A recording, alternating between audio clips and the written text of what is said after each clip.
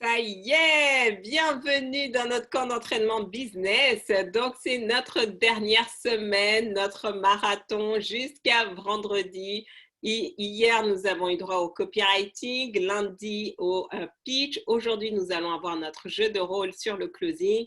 Demain, dernier jour où nous allons parler branding et vendredi, dernier jour pour le networking. Donc, c'est encore le moment pour vous d'en profiter, de venir avec vos questions, de repartir avec du feedback parce qu'après, vous allez devoir vous envoler et voler de vos propres ailes.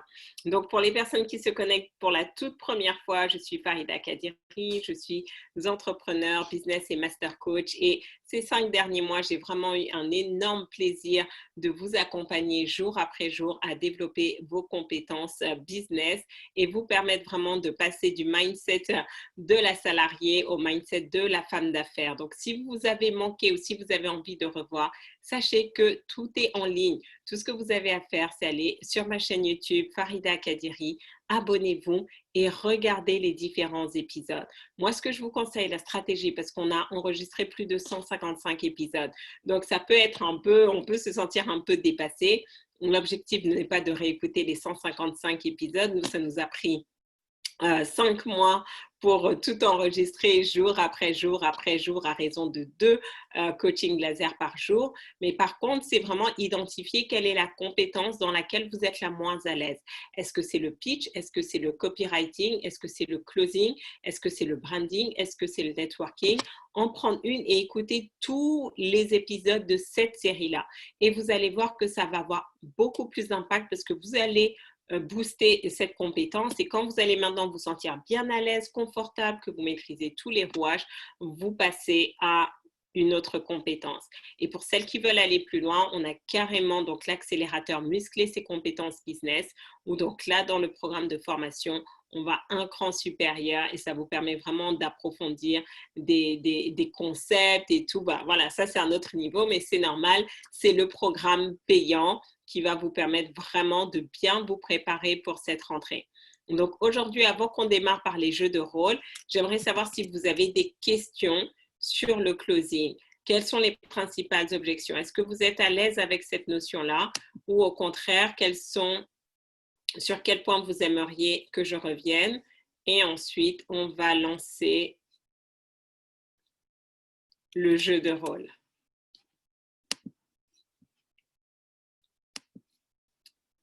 Pas de questions, tout est clair. Donc, dites-moi un petit peu, quels sont donc déjà, si vous avez envie de passer en coaching laser, mettez hashtag coaching. Donc, soit vous êtes closer, soit vous êtes prospect. Donc, marquez-le dans le chat.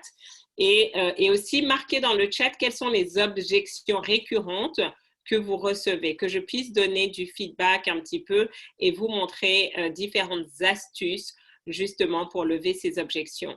J'ai créé un cours il y a quelques temps qui s'appelle Sales Master où quand vous finissez le cours, vous avez vraiment les 17 objections les plus récurrentes que vous pouvez pratiquer pour vous sentir totalement à l'aise. Alors, quelles sont les objections que vous avez le plus souvent? Donc, généralement, vous devez prendre conscience que l'idée d'une objection, c'est pas nécessairement que la personne ne veut pas travailler avec vous, mais elle a besoin de plus d'informations. Elle a besoin de plus d'informations et donc c'est vous, votre rôle, justement, d'y répondre pour lui permettre de prendre une décision éclairée. Donc, quand elle vous dit c'est trop cher, je n'ai pas le budget, je n'ai pas le temps, je n'ai pas prévu ça, je dois en discuter, c'est juste que vous n'avez pas présenté votre produit, votre service d'une telle manière à ce qu'elle ait envie de l'avoir maintenant et qu'elle soit prête à vous donner cette somme d'argent. Parce que vous devez prendre conscience en fait que c'est juste une transaction. C'est juste une transaction. Est-ce qu'elle est plus attachée à la transformation que vous proposez ou elle est plus attachée à l'argent qu'elle a? Plus vous allez montrer que la transformation que vous proposez est supérieure, plus la personne va vous donner l'argent. Moins la personne perçoit la transformation comme importante et plus elle va garder l'argent. Donc, à chaque fois, c'est vraiment prendre conscience de ça. Est-ce que c'est clair pour vous? Est-ce que ça vous parle? Est-ce que vous avez maintenant du recul dans l'analyse parfois quand vous n'avez pas réussi à closer? Est-ce qu'aujourd'hui, avec tout ce que vous avez vu dans les coachings laser, vous arrivez maintenant à savoir pourquoi et à comprendre pourquoi?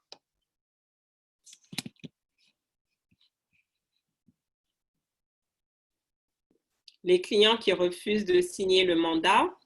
Donc là, c'est dans quel cadre? C'est pour de la recherche en immobilier? Dans quel cas ils doivent signer le mandat, Nicole?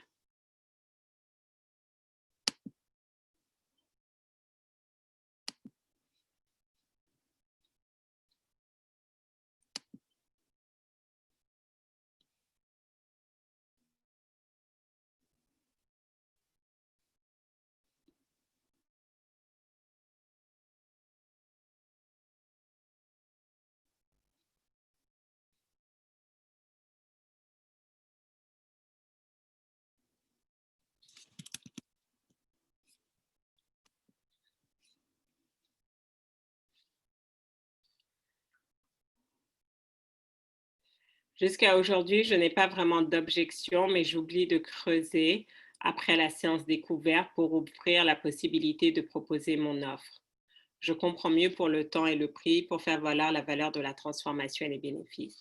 Donc, justement, quand vous êtes sur des modèles économiques ou proposer un produit à l'essai, vous devez faire la proposition parce que la personne n'est pas dans votre tête pour savoir qu'il y a quelque chose après le produit à l'essai.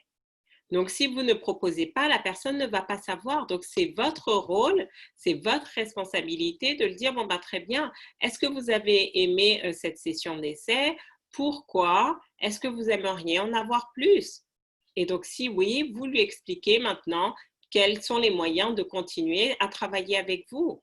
Mais c'est vraiment important de le faire.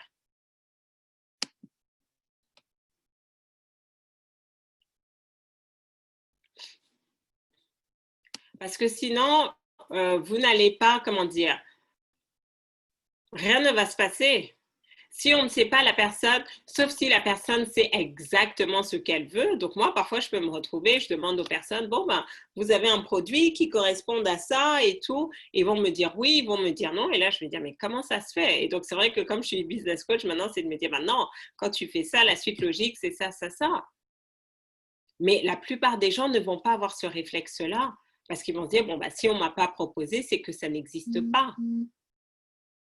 Donc, c'est votre responsabilité justement de proposer et de montrer ce que vous avez à offrir.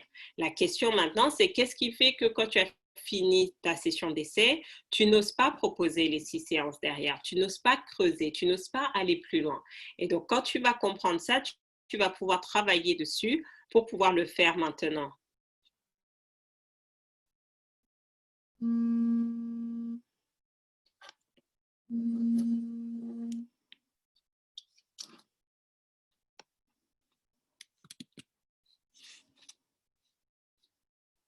Alors, oui, le mandat de vente. Donc, généralement, voilà. Donc, si il y a des prospects, ils veulent travailler avec toi, mais ils ne sont pas prêts à signer le mandat, c'est que des hésitations. Donc, toi, ton rôle, c'est de comprendre qu'est-ce qui les empêche. Donc, déjà, un bon moyen, c'est vraiment d'établir avec eux déjà pourquoi ils sont venus. Donc, tu peux leur poser la question, bah, qu'est-ce qui vous a poussé justement à me solliciter, à me contacter? Comme ça, tu vas voir, parce que s'ils sont venus vers toi, c'est qu'il y a quelque chose qui les a poussés et tu dois bien clarifier. Comme ça, tu vas identifier s'ils sont venus vers toi de manière totalement légitime ou au contraire, ils sont venus juste, bon, voilà, ils ont vu de la lumière, mais avec aucune intention d'engagement. Et donc maintenant, quand tu as validé qu'ils sont venus avec une intention légitime, ce que tu fais, c'est leur dire, bon, bah, très bien, donc maintenant nous avons échangé, voici le mandat, qu'est-ce qui vous empêche de le signer aujourd'hui? Et ils vont te dire, et là, maintenant, tu vas savoir sur quoi te positionner. Donc, vous vous rendez compte que, en fait, la vente, c'est une conversation, c'est un dialogue où vous vous posez les questions. Vous n'êtes pas là en train de parler, parler, parler, parler. On a vu ça les semaines dernières. Allez voir sur ma chaîne YouTube les anciens épisodes. Parfois, certaines participantes, elles parlaient trop et elles ne laissaient pas suffisamment l'espace aux prospects de s'exprimer. Et c'est pour ça qu'elle n'arrivait pas à closer.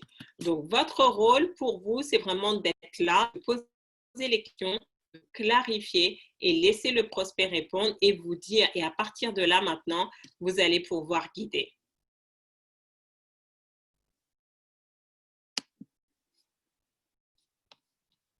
Quelles sont les autres objections que vous rencontrez ou les difficultés que vous avez justement dans le processus de closing? Parce que ça, c'est vraiment important. Vous pouvez avoir un super pitch, vous pouvez avoir tout ce que vous voulez, mais si derrière, vous ne savez pas closer, ça ne sert à rien d'avoir un pitch, ça ne sert à rien d'avoir un bon copy, avoir un super radis ou de commencer à networker. Donc, le closing, c'est la compétence à maîtriser. Et après, ça se met en place. Donc, qu'est-ce qui fait que chaque fois que vous avez du mal à les transformer en contraintes?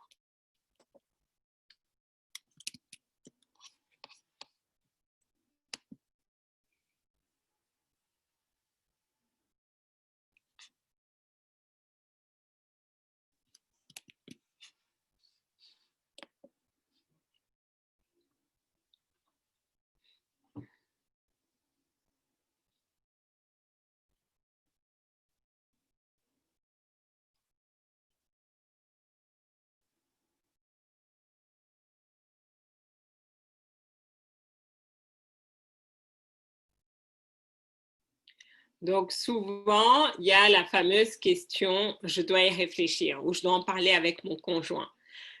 Donc ça, c'est souvent une échappatoire du style. Et donc, comment vous pouvez savoir? Poser la question. Donc, vous connaissez bien votre conjoint. Donc, d'après vous, qu'est-ce qu'il va dire? Et donc là, imaginons maintenant, la dame, elle dit, il va dire que c'est trop cher.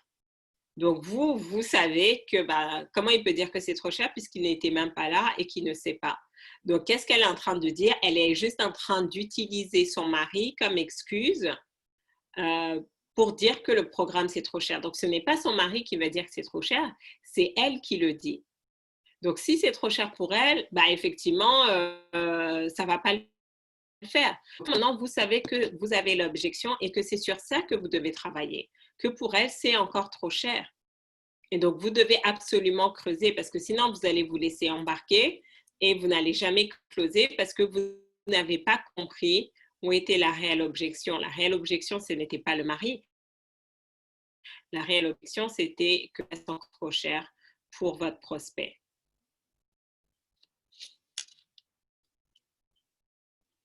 Alors, qui souhaite passer en coaching laser? Donc, on va prendre les quelques minutes qui nous restent pour faire une simulation.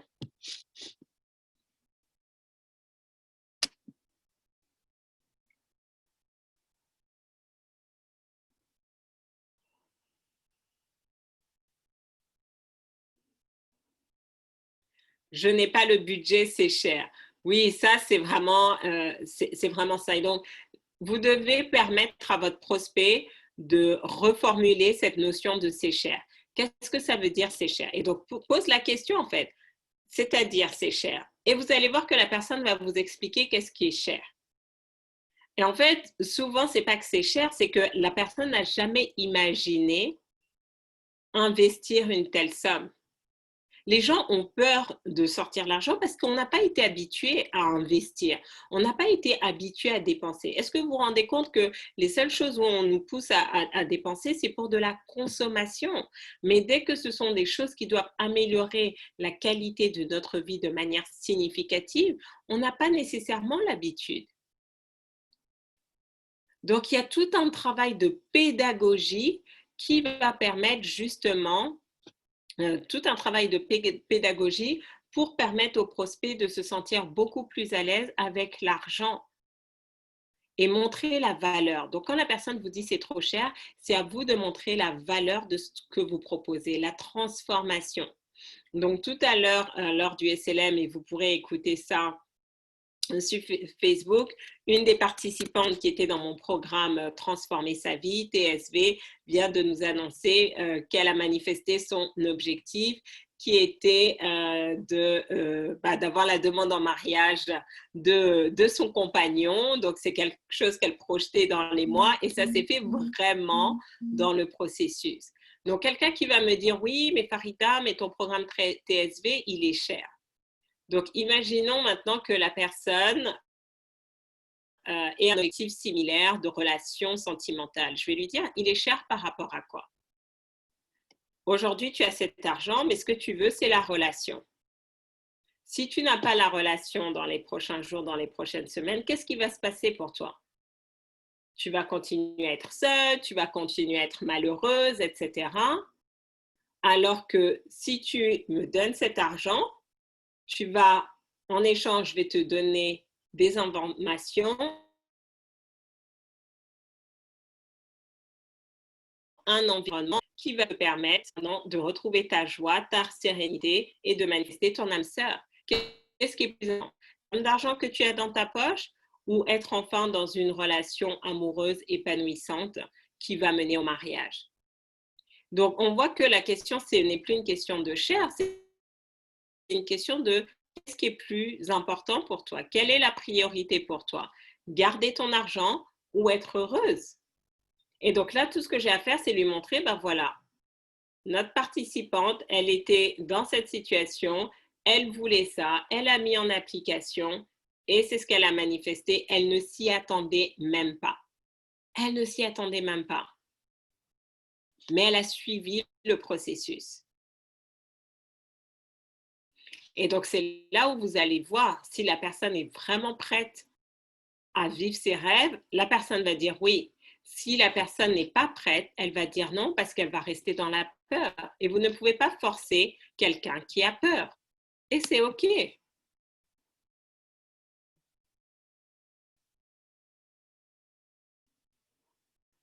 Quand je dis autour de moi les prix, leur réponse spontanée, c'est 50 € pour 30 minutes, c'est trop cher.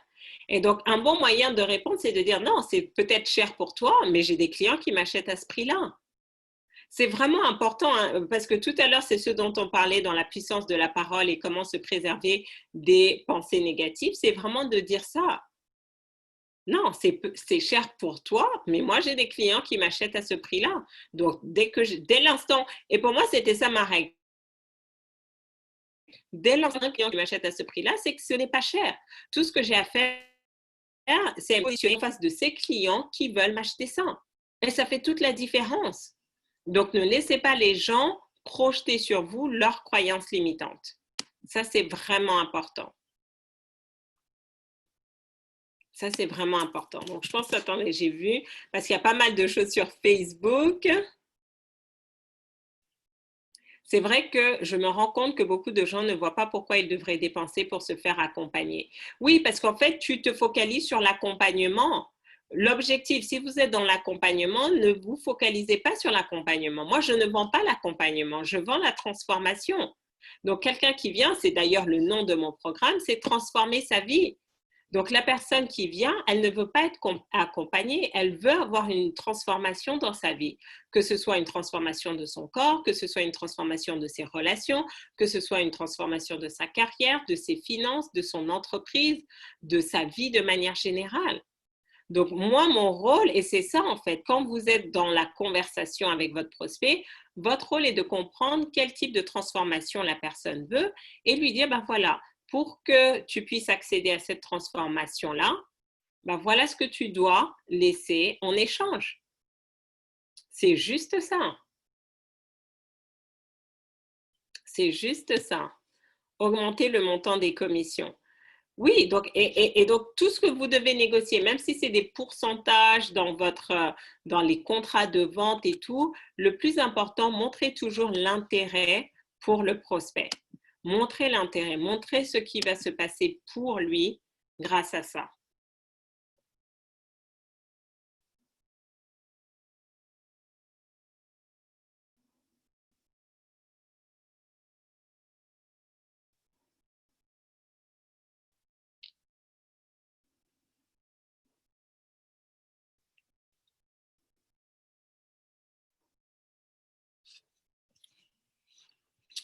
D'autres questions? Très bien. Donc, ce soir, on fera, pour celles qui sont intéressées, parce que là, je vois le temps, il nous reste pas beaucoup de minutes pour faire et le jeu de rôle et le débriefing. Donc, ce soir, on fera le jeu de rôle. Continuez de réfléchir justement sur les objections que vous avez, comment vous pouvez rebondir dessus, comment vous pouvez être, vous, plus à l'aise dans la conversation commerciale. Et on se retrouve pour notre dernier coaching laser ce soir à 20h30. Voilà, passez une excellente après-midi. Ciao, ciao.